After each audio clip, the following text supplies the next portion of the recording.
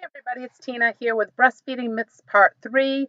Yes, I am in my vehicle because this is the quiet spot for me today. So I'm just keeping it real, mom to mom. Just want to talk about a few more breastfeeding myths. Our first myth for today is that every mom needs to go home from the hospital with a breast pump.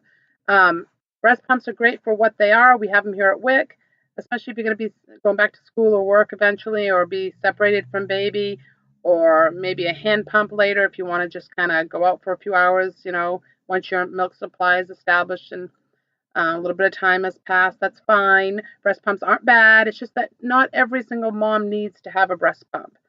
Baby is the breast pump, takes much more milk than a breast pump does, and that's a great way to establish your milk supply. So that's breastfeeding myth number one.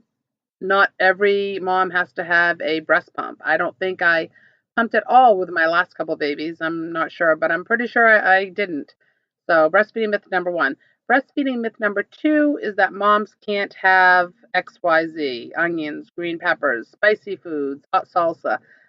If you think about it, cultures all over the world eat some cultures eat spicy food almost all the time, and it does not affect mom's milk supply. Now, obviously, if you yourself, as mom, have an allergic reaction, a allergic, allergy to something, or an intolerance, that's different. But we're talking about that you need to stay away from certain foods because of baby. Now, some babies are more gassy than others, and that's usually just because, obviously, check with your pediatrician always, but usually that's a matter of just getting used to living outside of the womb, the digestive tract still being a little immature, those types of things. Usually, I found with my babies that as they started to get a little bit older, they outgrew all that gas. So, usually nothing to do with mom.